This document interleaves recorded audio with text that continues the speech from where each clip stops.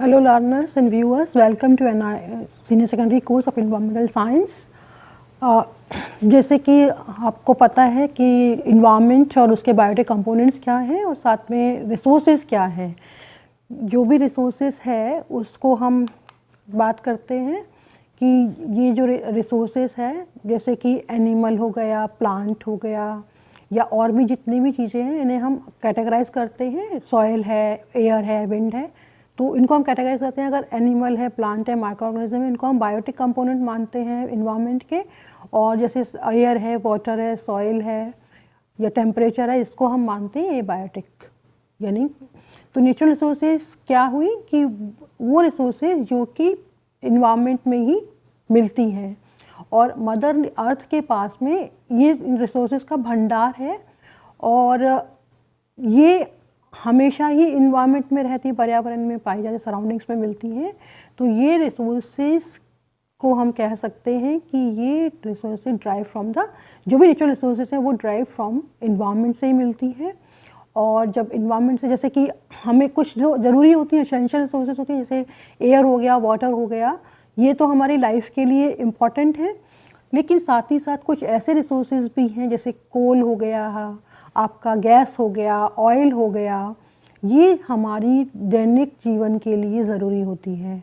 और अगर हम देखें तो फॉरेस्ट है, माउंटेन है, उससे लेके जो भी मटेरियल हैं वो सब भी हमारी इसी मदर अर्थ पर ही मिलते हैं।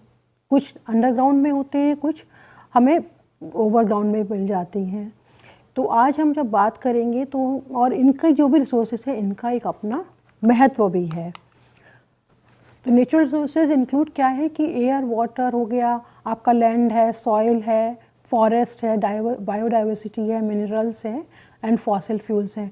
लेकिन जब जनसंख्या बढ़ी और हमारी जो आर्थिक गतिविधियां हैं उनके बढ़ने, उनके चलते बहुत सारे जो हमने पदार्थ हैं उनका कंजप्शन करना शुरू किया बहुत ज़्यादा मात्रा में। तो उससे क्या हुआ कि जो नेचुरल रिसोर्सेज हैं उन पर भी एक बर्डन महसूस हो गया और इनके निकालने के चक्कर में, इनके खनन के चक्कर में हमने क्या किया, बहुत हमारे इन्वायरमेंट को बहुत सीरियसली डैमेज कर दिया है।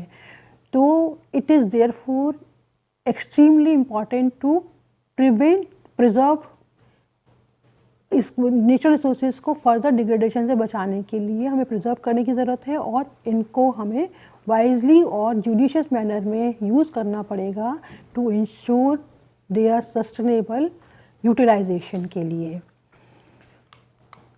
तो natural resources conservation involves wise use of natural resources so that they are not wasted, depleted or degraded and are available in both present and future generation के लिए। तो ये जो लेसन है, this is lesson 16, conservation of other natural resources, module 5 है environmental science senior secondary course का। I am Neelam Gupta, course coordinator of environmental science. Welcome you this program. तो इस प्रोग्राम के दौरान हम बात करेंगे रिसोर्स एंड देयर टाइप्स का, primary energy resource and their consumption के बारे में, various fossil fuels and their recurrence के लिए, और वेरियस रिन्यूएबल रिसोर्सेज के बारे में बात करेंगे। साथ ही हम कुछ मिनरल रिसोर्सेज के बारे में बात करेंगे और कुछ एग्जांपल्स हम लेंगे इंडियन कॉन्टेक्स्ट के, और कैसे हम इनके डिप्लीशन को रोक सकते हैं उनके कुछ तरीक़ों के बारे में भी बात करने की कोशिश करेंगे। तो हम सबसे पहले क्लासीफाई करते हैं, वर्गीकृत करते हैं हमारे नेचुरल रिसोर्सेज को, जो कि दो तरह की हैं। एक तो रिन्यूएबल है, दूसरी है नॉन रिन्यूएबल, यानी अनवीकरणीय और नवीकरणीय। जो नवीकरणीय हैं वो भी दो तरह की होती हैं, जो कि निरपेक्ष नवीकरणीय यानी अनकंडीशनल रिन्यूएबल, और दूसरी होती हैं सापेक्ष रिन्यूएबल यानी कि कंडीशनली रिन्यूएबल। जो इनडायरेक्टली जो है उनमें हमारी सोलर है, सन है, और सन से हमें सन है उस तरह से, और इसकी जो एग्जांपल्स हैं वो सोलर एनर्जी है, विंड एनर्जी है, टाइडल एनर्जी है। और जो सापेक्ष वाली है यानी कंडीशनली जो रिन्यूएबल हैं उनमें आते हैं नॉन एबायोटिक, साइक्लिक, रिसोर्सेज होती हैं जिसमें हमारे बायो जियो केमिकल साइकिल्स इन्वॉल्व होते हैं, और जो दूसरे हैं वो होते हैं नॉर्मल बायोटिक रिसोर्सेज जिसमें कि हम पौधे और जंतुओं की वृद्धि के लिए बात करते हैं, और बात करते हैं हम जटिल जैविक संसाधन जिनको कि बोलते हैं हम जैविक और अजैविक के मध्य में एक जो संबंध है, और इसमें हमारे इकोसिस्टम शामिल होते हैं और हमारे जैसे लैंड है, वाटर, एयर है, वो सिस्टम्स आते हैं। और जब हम नॉन रिन्यूएबल की यानी अननवीकरणीय स्रोतों की बात, संसाधन की बात करते हैं तो वो दो तरह से होते हैं, एक तो खनिज होते हैं, दूसरे हमारे जीवाश्म ईंधन होते हैं।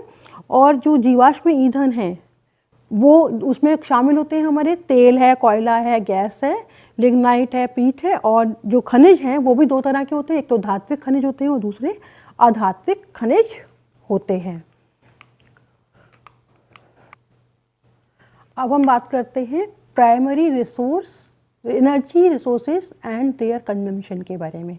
तो हम जानते हैं कि फॉसिल फ्यूल्स में सभी तरह के जैसे स्टोर्ड जो एनर्जी है फॉर्म, जिसमें कि कोल है, लिग्नाइट है, पीट है, क्रूड ऑयल है, वो शामिल होता है, पेट्रोलियम है, नेचुरल गैसेस हैं, और यही हमारे प्राइमरी सोर्स ऑफ एनर्जी के रूप में कंसीडर्ड किए जाते हैं। तो कोल है, नेचुरल गैस है और ऑयल है, ये तीन मेजर फॉसिल फ्यूल हैं। अब हम जो कि कन्वेंशनल सोर्स ऑफ एनर्जी कहलाते हैं, और ये जो है एनर्जी रिसोर्सेज जो हैं वो नॉन रिन्यूएबल हैं और एग्जिस्टेबल है, यानी कि ये अब हमारी लाइफ टाइम में तो शायद दोबारा नहीं पैदा हो पाएंगे, उत्पन्न नहीं हो पाएंगे, क्योंकि इनका जो प्रोसेस है वो काफ़ी लंबा होता है। क्योंकि जो कोल है, नेचुरल गैस है या ऑयल है, ये जो है बायोटिक इन ओरिजिन है और ये प्रोड्यूस किए जाते हैं from the plants and planktons जो थे, जो कि हज़ारों साल पहले इस धरती में रहते थे, वो आज जीवाश्म के रूप में हैं और वो हमारे अंडरग्राउंड हैं, और उन्हीं से ये हमारा कोल है, ऑयल है और नेचुरल गैस बनता है। तो अगर हम देखें तो जो ग्लोबल कंजम्पशन ऑफ ऑयल है वो दिन पर दिन बढ़ता जा रहा है आज के अगर दौर में देखें, और ये बहुत, अगर इसी तरह से हम अगर खपत करते रहे तो शायद ये भी ख़त्म हो जाए। और ये क्योंकि नॉन रिन्यूएबल सोर्स है और धीरे धीरे ये ख़त्म हो रहे हैं। तो कंजम्पशन पर ऑयल की बात अगर हम करें तो ऐसा माना जाता है कि जो प्रेजेंट रेट है कंजम्पशन की, वो बहुत ही जल्दी से डिप्लीशन की स्टेज में आ जाएगी इस सेंचुरी के अंत तक अगर हम बात करें। और अगर हमें इससे बचना है, अगर ये ख़त्म ना हो, तो इसके लिए हमें 3 ऑप्शंस को अपना सोचना होगा उनके बारे में कि लुक फॉर मोर ऑयल, या तो हम बहुत ज़्यादा ऑयल खनन करना शुरू करें, या फिर यूज़ और वेस्ट लेस ऑयल, यानी हम खपत बहुत अपने जुडिशियल करें, हिसाब से करें और यूज़ समथिंग, या फिर हम ये कर सकते हैं कि इसके लिए किसी दूसरी चीज़ों का हम वो कर सकते हैं, अल्टरनेटिव ईंधन के रूप में हम कुछ और ढूंढें। तो कह सकते हैं कि जो चाइना और इंडिया है वो भी दूसरे विकसित कंट्रियों की तरह, देशों की तरह ही ऑयल का इस्तेमाल कर रहे हैं। और फिर अगर इसी तरह से हम करेंगे जैसे कि अमेरिका करता है, तो हमारे पास जो ऑयल के हैं वो कुछ डिकेड्स में ही ख़त्म हो जाएगा। जो ऑयल के जो रिजर्व्स हैं वो कुछ समय के बाद ही समाप्ति के कगार पर होंगे। क्योंकि हम फॉसिल फ्यूल की बात कर रहे हैं तो सबसे हमें जानना होगा कि कौन कौन से, वो तो हमने बता दिया। तो अब ये अक्रेंस कहाँ है इसका, तो और क्या है। सबसे पहले हम बात करेंगे अपने कोल के लिए। फर्स्ट है हमारा कोल, जो कि world's most abundant energy resource है, फॉसिल फ्यूल। और ये जब बर्न होता है, जलता है, और ख़ास तौर से क्या इलेक्ट्रिसिटी और स्टील के प्रोडक्शन में इसका इस्तेमाल ज़्यादा किया जाता है। और कोल जो है वो है हमारा सॉलिड फॉसिल फ्यूल है, और इस तरह से हम ये कह सकते हैं कि ये बहुत वेरियस फॉर्म्स में कन्वर्ट होता है, वेरियस स्टेजेस से ही ये बनता है। जो आप इसमें राइट साइड में जो फिगर देख रहे हैं वो कोल फॉर्मेशन का ही है। तो कोल फॉर्मेशन जब takes place over a period of thousand years. Firstly क्या होता है, पार्शली डिके होते हैं प्लांट्स मैटर इन स्वैम्प और बोग्स नोन एज पीट under immense pressure and heat. और इस तरह से ये जो पीट है वो टर्न होता है लिग्नाइट में which is known as brown coal. और ये जो है low cost and low sulphur content इसमें होता है। Due course of time under immense heat and pressure applied, उसके बाद जब ज़्यादा पड़ता है तो बिटुमिनस कोल और सॉफ्ट कोल फॉर्म होता है। और ये जो है कोल वो जनरली हम ईंधन के रूप में इस्तेमाल करते हैं।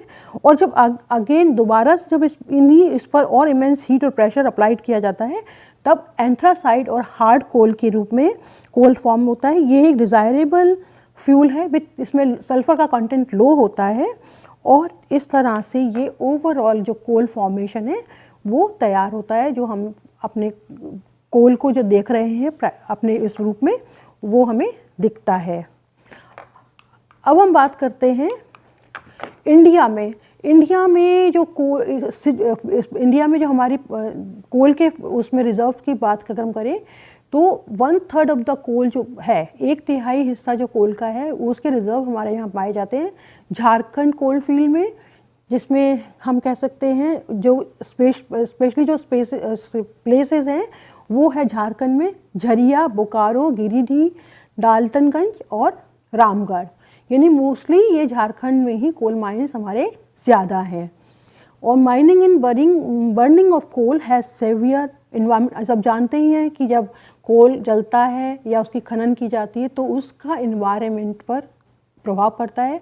एयर पोल्यूशन होता है, वाटर पोल्यूशन होता है, लैंड पोल्यूशन होता है। और accounts of more than 1/3 of the जो दुनिया का कार्बन इमिशन है वो कोल के जलने से ही होता है। यानी कार्बन डाइऑक्साइड इकट्ठे होने का एक ये जरिया है। अब हम बात करते हैं दूसरे फॉसिल फ्यूल की, जो कि हमारा पेट्रोलियम है। और हम सभी जानते हैं कि पेट्रोल का उपयोग कहाँ कहाँ होता है। और पेट्रोल क्या है, वो एक क्रूड ऑयल है के फॉर्म में होता है, एक थिक लिक्विड है जिसमें कि कॉम्प्लेक्स मिक्सचर होता है हाइड्रोकार्बन्स का, और साथ में इसमें सल्फर, नाइट्रोजन और ऑक्सीजन भी शामिल होती है। भारत में जो कॉमर्शियल ऑयल प्रोडक्शन है यानी एक्सट्रैक्शन की अगर हम बात करें तो वो 4 रीजन में होता है। पहला रीजन है असम वैली, दूसरा है गुजरात रीजन, तीसरा है मुंबई हाई ऑफशोर रीजन और चौथा हमारा है east coast in Krishna Kaveri and Krishna Godavari and Kaveri basin की हम बात करते हैं इसमें। जो अब हम देख सकते हैं कि ये जो चित्र दिख रहा है ये है हमारा पेट्रोल किस तरह से निकलता है ज़मीन में से। तो हमने जैसे बात की थी मुंबई हाई की, तो मुंबई हाई वो टॉप रीजन है पेट्रोलियम का, प्रोड्यूसिंग का रीजन है इंडिया का। और करंटली राजस्थान के जैसलमेर में भी कुछ ऑयल के कुएं मिले हैं। तो ये जो पेट्रोल है वो deposit of crude oil and natural gas, दोनों ऑयल और गैस साथ साथ होते हैं, और with in the earth crust and under the sea floor, या तो समुद्र के नीचे है या फिर ये अर्थ के नीचे है। जैसे हम देख रहे हैं इसमें कुछ है। तो crude oil is dispersed in pores and cracks in underground rock formation like water saturated sponge. जैसे पानी में अगर स्पंज डालते हैं तो वो पानी सोख लेता है स्पंज, उसी तरह से ये जो ऑयल है वो चट्टानों में उस तरह से होता है। तो oil drawn from the rock pores and into the bottom of the wells and from where it is pumped, pump के थ्रू हम इसको बाहर निकालते हैं सरफेस पर। और नेचुरल गैस और लाइक जैसे कोल है, ऑयल है, was formed from fossil remains, क्योंकि ये प्लांट और एनिमल रिमेन्स का ही फॉर्म है, लिक्विड फॉर्म है। और this condition needed for oil formation is same as for the natural gas. जैसे ऑयल निकलता है पेट्रोलियम उसी तरह से गैस भी निकलती है। तो अब हम जब बात करेंगे तो वो हम बात करेंगे नेचुरल गैस की। तो natural gas is an emerging as an important source of commercial energy और it is found in association with of petroleum. जैसे हमने बात की कि ऑयल के साथ ही गैस निकलती है, और इंडिया में नेचुरल गैस के बहुत बड़े बड़े भंडार अभी खोजे जा रहे हैं। और आजकल हम देखते भी हैं कि बहुत सारी चीज़ों में हम गैस का इस्तेमाल कर रहे हैं। तो नेचुरल गैस में क्या क्या है? Natural gas contain methane and small amount of propane and butane है। When in natural gas field is tapped, propane and butane gases are liquefied and removed as liquefied petroleum gas, यानी LPG जो घरों में इस्तेमाल होने वाली cooking gas है वो उस फॉर्म में आती है। और the rest of the gas जो भी बचती है methane is dried to remove vapor, water vapor, cleansed of poisonous hydrogen sulfide and pumped into pressurized pipelines for distribution, or at very low temperature natural gas can be converted into LNG यानी liquefied natural gas। और साथ में आप जो pie chart देख रहे हैं उस पाई चार्ट से आपको पता लगेगा कि नेचुरल गैस का कहाँ पर किस तरह से उपयोग किया जाता है। तो देखेंगे कि 43% जो नेचुरल गैस है वो इंडस्ट्री के में यूज़ होती है और 22% हमारी रेजिडेंशियल पर्पज़ में यूज़ हो रही है। उसी तरह से 18% हमारी यूज़ होती है इलेक्ट्रिसिटी जनरेशन यूटिलिटी में और 14% हम कॉमर्शियल पर्पज़ के लिए यूज़ करते हैं। तो India has extensive and rich deposits of industrially important materials, water and land are invaluable resource of the treasure of the earth, हम मानते ही हैं इसको। और minerals also play a significant role in industrialization and economic development of country, यानी किसी भी देश का अगर आर्थिक विकास करना है या उद्योगीकरण करना है तो उसमें हमारे मिनरल्स भी एक बहुत महत्वपूर्ण भूमिका निभाते हैं। जैसे पेट्रोल और ऑयल करते हैं उसी तरह से ये जो पेट्रोल और ऑयल की तरह से अगर हम देखें तो कोयल की तरह से अगर हम बात करें तो मिनरल्स भी हमारे नॉन रिन्यूएबल रिसोर्सेज में ही आते हैं। और अगर हम इसका केयरफुली यूज़ नहीं करेंगे, जुडिशियस यूज़ नहीं करेंगे तो हो सकता है कि कुछ हमारे जो मिनरल्स हैं वो शायद ख़त्म हो जाएं। तो अब हम बात करते हैं मिनरल रिसोर्सेज की। इसके क्लासिफिकेशन की अगर हम बात करें तो हमने जैसे बात की थी कि मिनरल्स दो तरह के होते हैं, मेटेलिक मिनरल होते हैं और नॉन मेटेलिक मिनरल होते हैं। अगर हम मेटेलिक मिनरल की बात करते हैं तो ये होते हैं फेरस मेटेलिक मिनरल्स जिसमें कि फेरस आयरन कंटेंट मौजूद होता है, और दूसरे होते हैं जिसमें आयरन कंटेंट मौजूद है तो उनमें हमारे शामिल होते हैं कुछ एग्जांपल्स हम ले रहे हैं ना, जैसे आयरन है, मैग्नीज है, क्रोमाइट है। और नॉन फेरस मेटेलिक मिनरल्स की अगर बात करते हैं तो गोल्ड है, सिल्वर है, कॉपर है, टिन है, जिंक है, एल्युमिनियम है, ये आते हैं। अगर हम नॉन मेटेलिक मिनरल की बात करते हैं यानी कि इसमें ये धातु नहीं होती हैं, इनमें हमारे चूना पत्थर हो गया, डोलोमाइट हो गया, माइका है, जिप्सम है, फॉस्फेट है, ये शामिल होते हैं।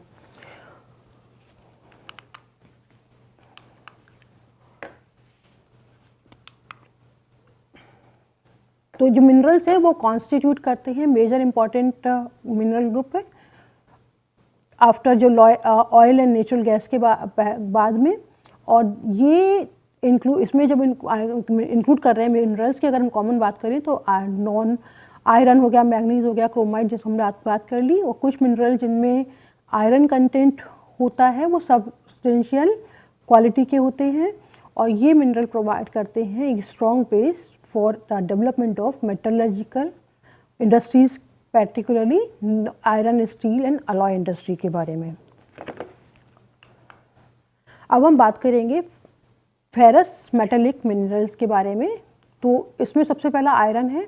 आयरन हमारे देश में जो पाया जाता है वो 3 तरह का है, हेमेटाइट, मैग्नेटाइट एंड लिमोनाइट।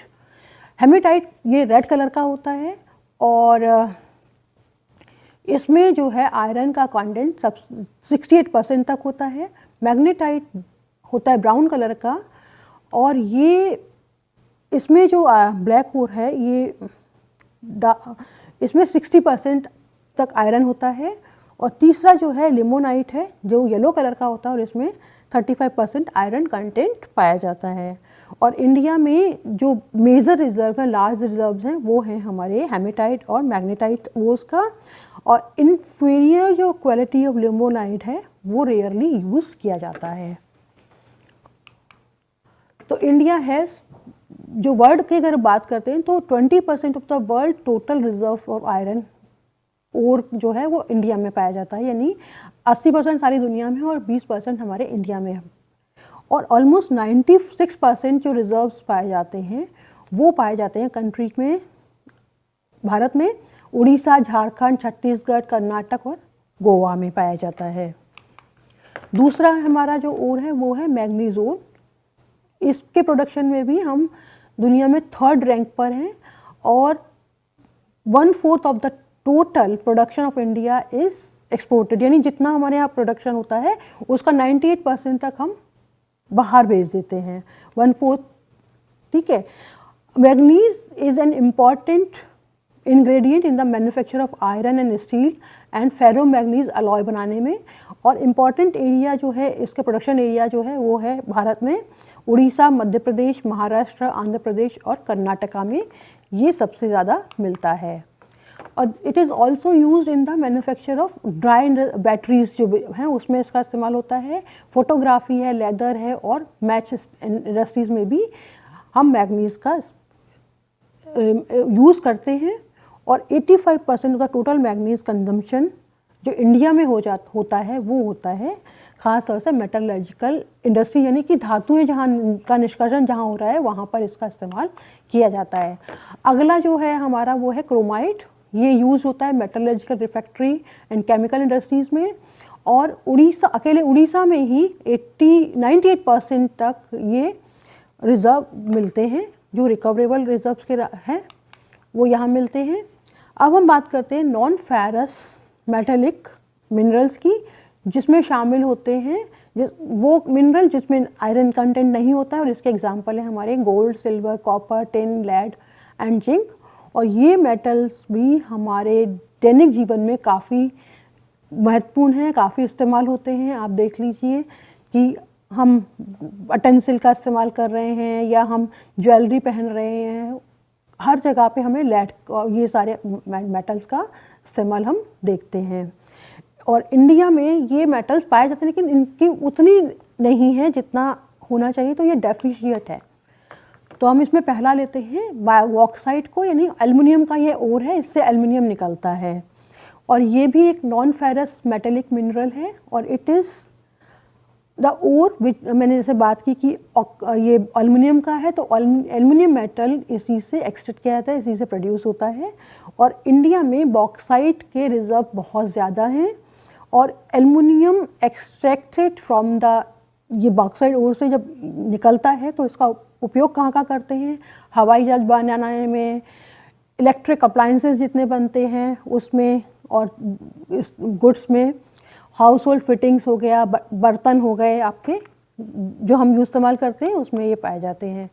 और bauxite is also use in the manufacture of white colour cement and certain chemicals बनाने में भी इसका इस्तेमाल किया जाता है। और भारत में जो मेजर रिजर्व हैं बॉक्साइट के वो पाए जाते हैं झारखंड, महाराष्ट्र, मध्य प्रदेश, छत्तीसगढ़, गुजरात, कर्नाटका, तमिलनाडु, गोवा एंड उत्तर प्रदेश में। मतलब कह सकते हैं कि भारत के अधिकतर हिस्सों में ये पाया जाता है। अगला जो महत्वपूर्ण हमारा मिनरल है वो है हमारा मेटल कॉपर, यानी तांबा। ये एक तो तांबे का ये क्या है, गुड कंडक्टर ऑफ इलेक्ट्रिसिटी है, यानी कि जितना भी इलेक्ट्रिसिटी वाला काम है उसमें कॉपर वायर का इस्तेमाल करते हैं।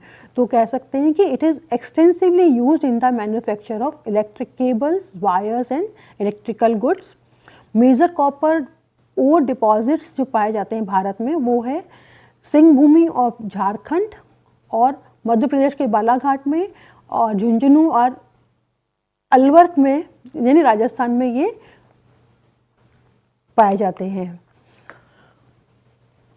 अब हम थोड़ा एक छोटा सा ब्रेक ले लेते हैं। ब्रेक के बाद हम इस चर्चा को आगे जारी रखेंगे। ब्रेक में जाने से पहले हमने बात कर रहे थे फॉसिल फ्यूल्स के बारे में बात की, और साथ में हम बात कर रहे थे मेटेलिक मिनरल्स की, जिसमें हमने बात की थी एल्युमिनियम और आयरन के बारे में।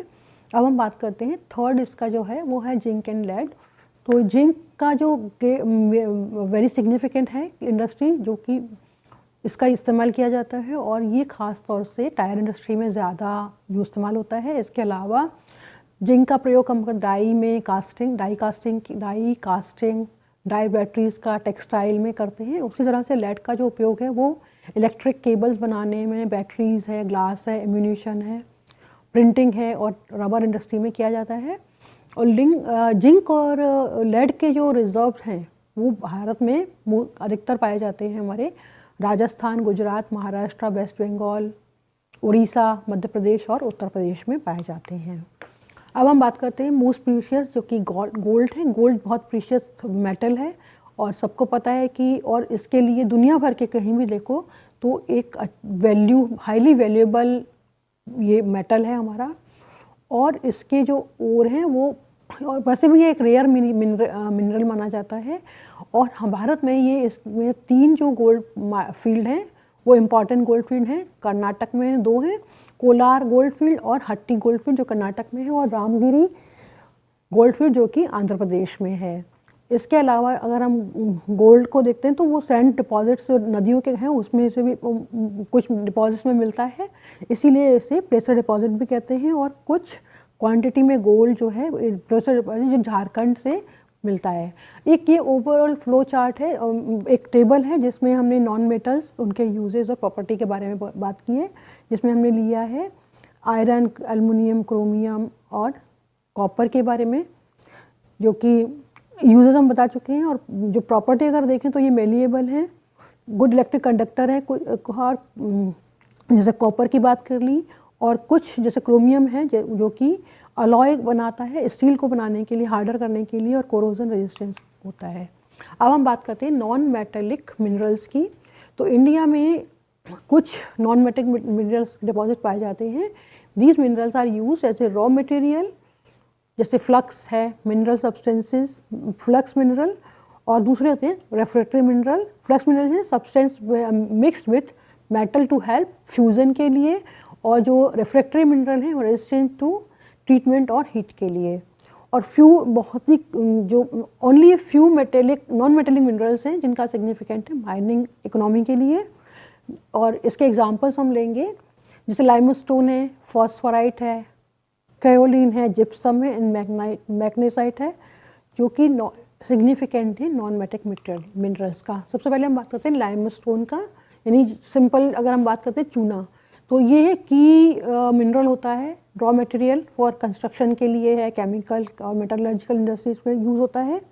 और 76% जो कंट्री का जो कंजप्शन है इस लाइमस्टोन का वो है सीमेंट इंडस्ट्री, आयरन और स्टील इंडस्ट्री के लिए। और लाइमस्टोन को यूज़ किया जाता है पेपर, शुगर और फर्टिलाइज़र, फेरोमैग्नेट इंडस्ट्रीज़ में भी किया जाता है।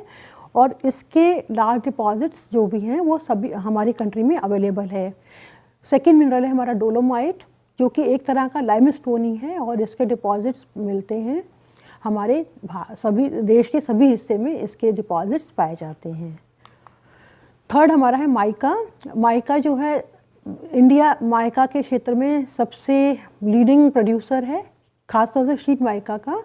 और जो बिहार और झारखंड में जो माइका मिलती है वो हाई क्वालिटी है, जिसे कि रूबी माइका कहते हैं। और ये माइका माइनिंग जो है वो जो भी निकलते हैं वो mainly done for export, and USA जो है इसका मुख्य इंपोर्टिंग कंट्री है। और it was one of the indispensable minerals used in electrical and electronic industry till recently, अभी शुरू हुआ है।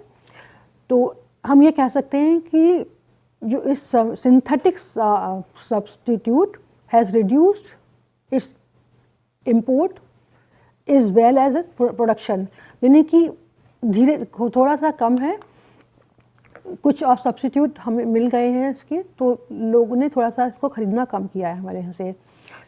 चौथा है हमारा फॉस्फेट मिनरल्स। ये मेनली यूज़ होते हैं मैन्युफैक्चरिंग फर्टिलाइज़र्स में, फॉस्फेट फर्टिलाइज़र्स की हम बात करते हैं। और राजस्थान इसका लीडिंग प्रोड्यूसर है फॉस्फेट का। और उसके साथ आगे चलते हैं तो राजस्थान के बाद में उत्तरांचल, मध्य प्रदेश और उत्तर प्रदेश का इसमें आता है। ये कुछ टेबल में कुछ मिनरल्स, नॉन मेटेलिक मिनरल्स के बारे में बताया है, जिसकी कुछ प्रॉपर्टीज़, जैसे कि अगर लाइमस्टोन की बात करें तो वो हार्ड होता है, इजीली कट हो जाता है, क्रश्ड हो जाता है, रेजिस्टेंट टू वियर है, बेक्ड लाइन, और harden when mixed with water.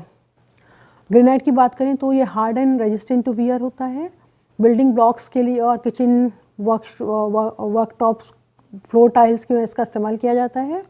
Saint जो कि बिल्डर्स मोटार ग्लास है ये, और ग्रेवल यानी कंक्रीट यानी कोर्स ग्रेन्ड फिल्टर। अब हम बात करते हैं कुछ तरीकों के बारे में कि कैसे हम इन नॉन रिन्यूएबल रिसोर्सेज को रिजर्व कर सकते हैं, कंजर्व कर सकते हैं। तो we should follow several steps. Step 1 है प्रोहिबिटिंग वेस्टेज ऑफ रिसोर्सेज, यानी कि हमें पब्लिक व्हीकल इस्तेमाल करें, हम अपने पर्सनल व्हीकल्स ना लें ताकि हम कंजर्व कर सकते हैं वैल्यूएबल पेट्रोल को। कारपूल करें अगर अब कई सारे लोगों को एक ही जगह कॉमन प्लेस में जाना है, और तो इस तरह से हम सेव कर सकते हैं पेट्रोल। अगर ज़रूरत नहीं है तो लाइट, फैन, कूलर आप बंद करके रखें इससे, और जो कुकिंग गैस है उसका भी इकोनॉमिकली यूज़ करें। और use of pressure cooker using tubelights, जो एलईडी और CFL का इस्तेमाल करें, जो इलेक्ट्रिक बल्ब वगैरह यूज़ कर रहे हैं।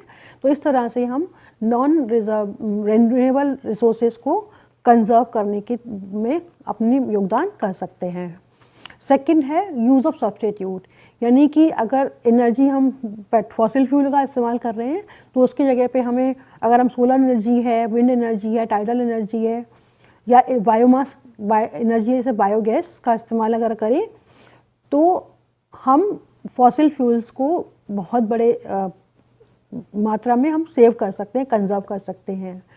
और सोलर कुकर और बायोगैस को हम कुकिंग के लिए भी इस्तेमाल कर सकते हैं, और इससे इस दिशा में सरकार भी और इंडिविजुअल भी हम इनकरेज करें दूसरे लोगों को कि हम इसका इस्तेमाल अधिक से अधिक करें।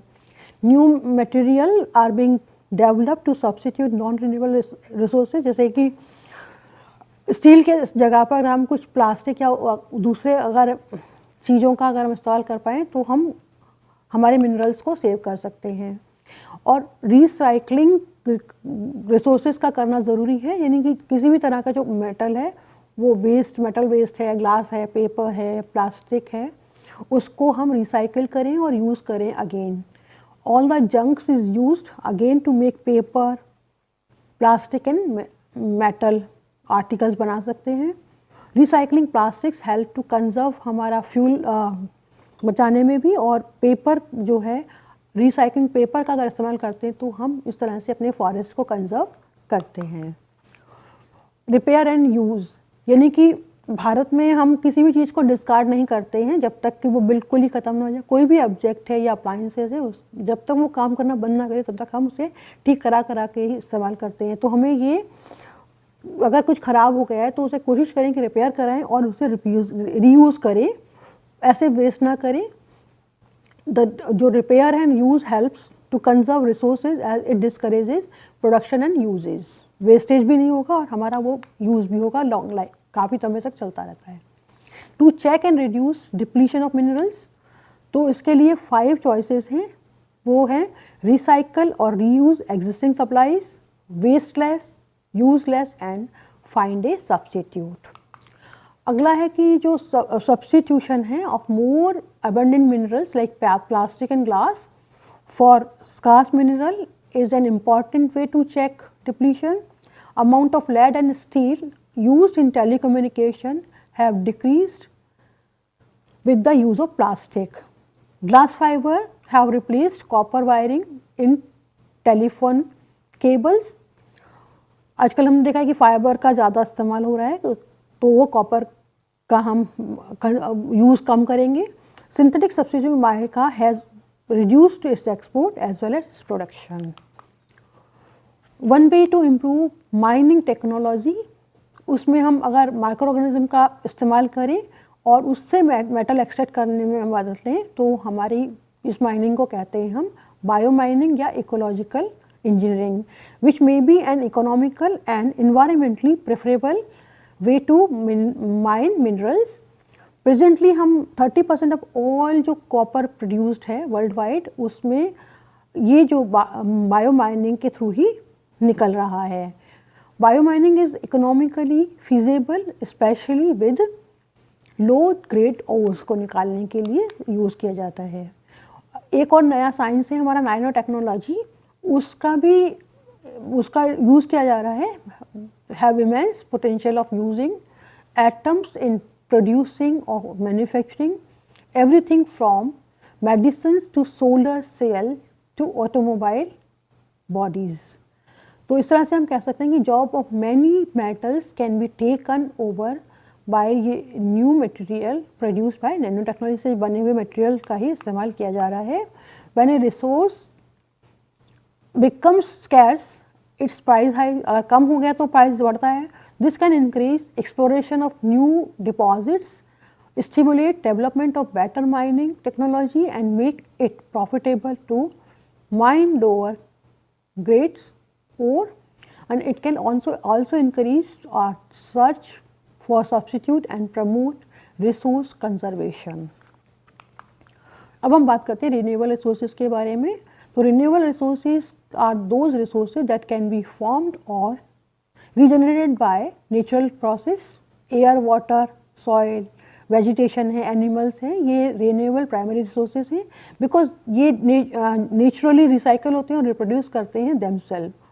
Renewable resources can be perpetual और unconditional which will last for ever on human time scale, and conditional renewable resources which must reproduce and regenerate in order to last forever. तो जो अनकंडीशनल और परपेचुअल जो resources हैं वो उसमें solar है, wind है और टाइडल एनर्जी है।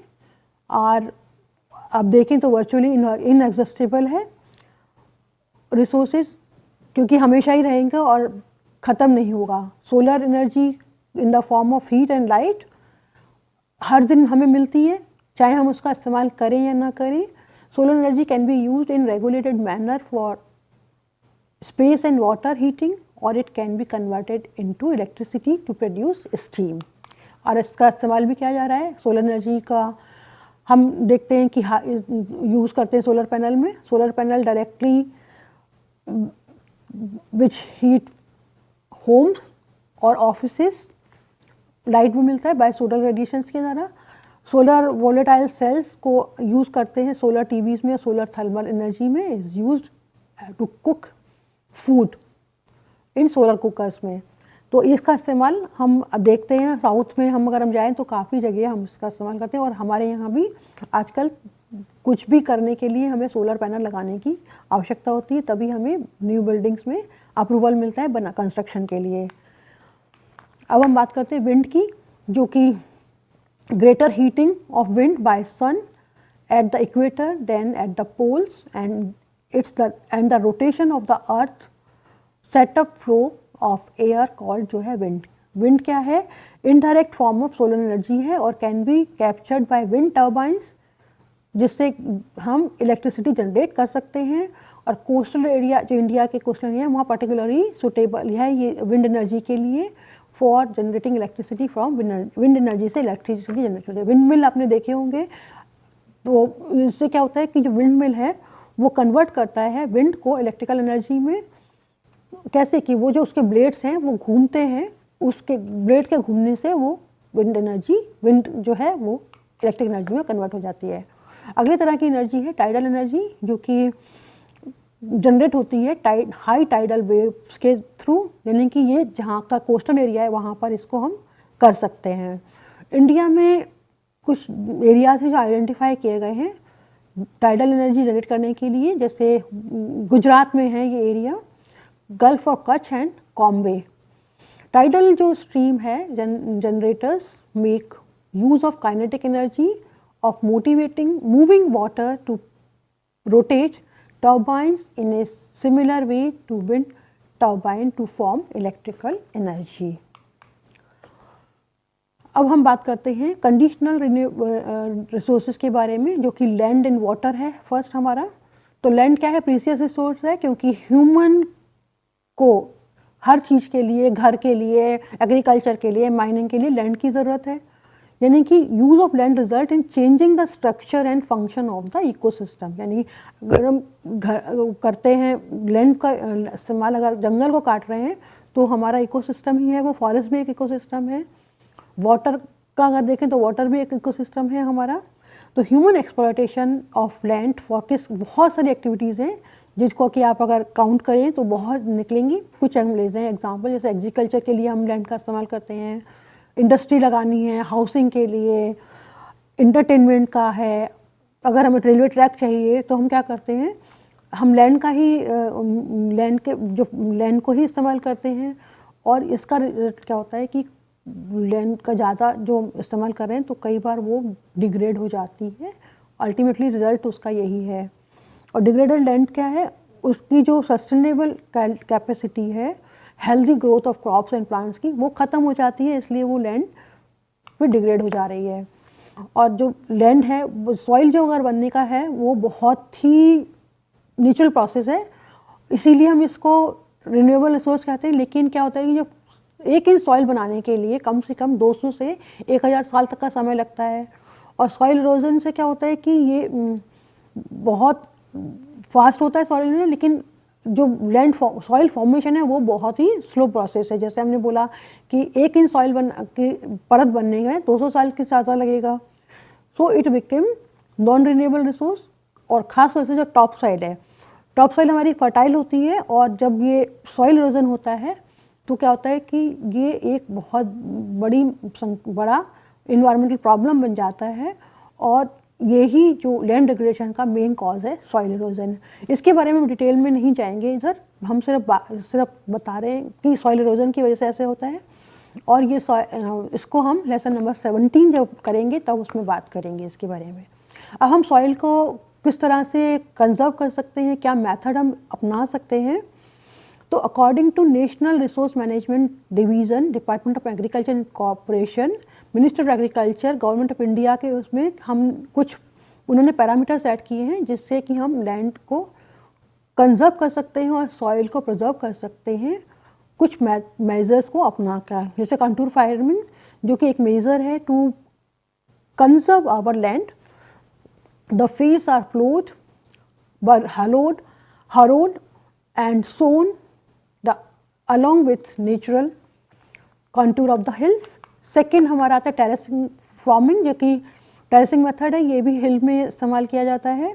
A series of wide steps are made along the slope following the contour।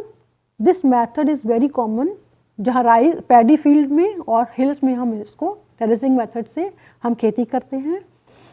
और इससे क्या होता है कि जो ये under the afforestation and deforestation programme है, प्लांटिंग ऑफ ट्रीज़ है, बुशेज़ है एंड ग्रास, जो कि सॉइल इरोजन को कम करने में मदद करती है।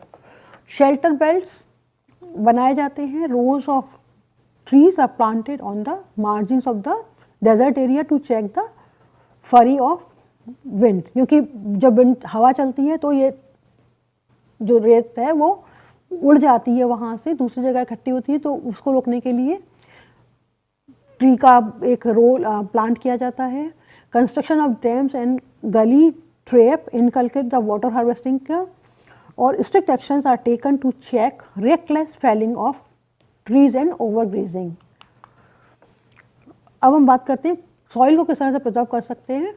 तो सॉइल इरोजन को भी कई तरह से हम प्रिवेंट कर सकते हैं पेड़ लगाकर, क्योंकि पेड़ों की जो जड़ें हैं वो सॉइल को बांध के रखती है, पकड़ के रखती है। तो कल्टिवेटिंग और soil also provide its cover and prevent wind from blowing it away, ऊपरी परत को उड़ने से बचाती है, नुकसान होने से बचाती है। टेरेस और स्टेप फार्मिंग जो हिल के का स्लोप पे हम यूज़ करते हैं, तो वो भी क्या होता है, पानी की स्पीड को कम कर देता है और सॉइल इरोजन बच जाता है, उसमें भी उसको कम किया जा सकता है। Building embankments on river banks prevent soil erosion by the river. इसके बारे में हमने सब बात की। सॉइल एंड लैंड इरोजन का हम डिटेल में लेसन 17 में बात करेंगे। हम वाटर की बात करते हैं, वो भी एक हमारा रिन्यूएबल रिसोर्स है, और वाटर इज इनवैल्यूएबल रिसोर्स है, और इसमें वाटर के कारण ही हमारी पृथ्वी पर लाइफ पॉसिबल हुआ है।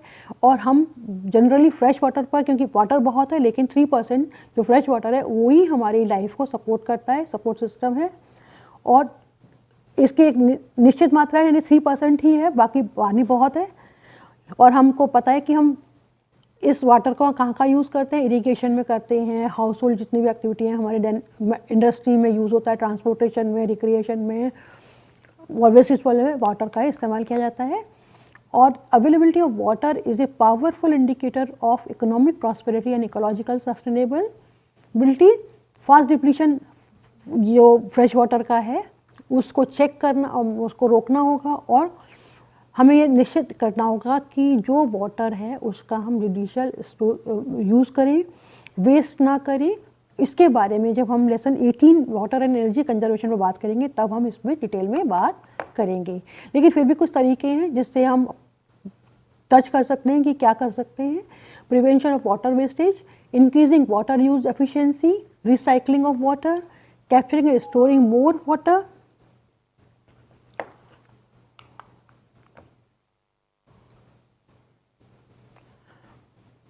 Harvesting rain water and desalinating sea water. अब हम बात करते हैं बायोडाइवर्सिटी की। तो बायोडाइवर्सिटी जो कि जितने भी रिन्यूएबल रिसोर्सेज हैं, हमें चाहे वो एनिमल हैं, प्लांट्स हैं, वो ही मिलके हमारी बायोडाइवर्सिटी बनाती हैं। और बायोडाइवर्सिटी रिन्यूएबल रिसोर्स है, और क्योंकि प्लांट और एनिमल रिप्रोड्यूस करते हैं और मेंटेन करते हैं एक हेल्दी पॉपुलेशन के लिए। और बायोडाइवर्सिटी का जो है ग्रेट यूज है ह्यूमंस के लिए, से they derive many direct and indirect benefits from the living world. और ये गुड सोर्स है फूड क्रॉप्स के, लाइव स्टॉक के, फॉरेस्ट एंड फिशरीज़ के लिए। और इसके बारे में हम लेसन नंबर 15 जब बायोडाइवर्सिटी कंजर्वेशन का डिस्कशन किया था तब हमने यूज़ किया था। और ये बायोडाइवर्सिटी जो है वो मॉडर्न एग्रीकल्चर को में भी ग्रेट यूज़ है। इसका 3 तरह से हम इस्तेमाल करते हैं, as a source of new crops, as a source of material for breeding improve varieties का, और as a source of new biodegradable pesticides के लिए। तो इंक्रीजिंग ह्यूमन पॉपुलेशन की वजह से बायोडाइवर्सिटी अफेक्टेड हुई है। ओवर एक्सप्लॉयटेशन ऑफ इकोसिस्टम, जैसे फॉरेस्ट है, ग्रासलैंड है, ओशंस है, बायोडाइवर्सिटी डिस्टर्ब हुई है। हैबिटेट डिस्ट्रक्शन एंड पॉल्यूशन, ये जो है मेजर कॉज हैं बायोडाइवर्सिटी लॉस के। और over exploitation of living resources must be checked and stop to conserve and maintain healthy biodiversity for the overall benefit. अब हम बात करते हैं preservation of forest and wild animals का। तो we must preserve our forest and wild animals and this can be done, कुछ methods के से कर सकते हैं। तो हमें क्या करना चाहिए, पहले तो हमें पेड़ काटना रोकना होगा और बहुत सारे नए पेड़ लगाने होंगे। और हमें फॉरेस्ट फायर को भी रोकना होगा। और गवर्नमेंट ने ऑलरेडी स्टार्ट किया हुआ है कन्वर्टिंग जो फॉरेस्ट हैं उनको नेशनल पार्क्स और वाइल्ड लाइफ सेंचुरीज़ के लिए और बर्ड सेंचुरीज़ के लिए, ताकि वो वाइल्ड लाइफ को और फॉरेस्ट को बचा पाए, उनके रिहाइश को रहने दें। और कटिंग ऑफ ट्रीज़ और killing of birds and animals अब एक क्राइम है, और इसके लिए कुछ लॉज भी हैं जिनके बारे में हम फिर अगला जो लेसन कभी लेंगे तब इन्वायरमेंटल लॉज पर हम उसमें बात करेंगे। सो I will conclude this program for a famous quote of Gandhi ji कि Mother Nature has enough for our needs but not for our greed। यानी कि महात्मा गांधी ने ये कहा था कि मदर नेचर के पास हमारी आवश्यकताओं को पूरा करने के लिए, ज़रूरतों को पूरा करने के लिए ये है, एनफ है, प्रकृति में बहुत कुछ दिया हुआ है, लेकिन हमारा जो लालच है उसको मदर नेचर हमारा फुलफिल नहीं कर सकती है। तो this is all about, dear learners, this is all about the lesson 16 conservation of other natural resources. We will come again to meet you with a new program of environmental science. Thank you.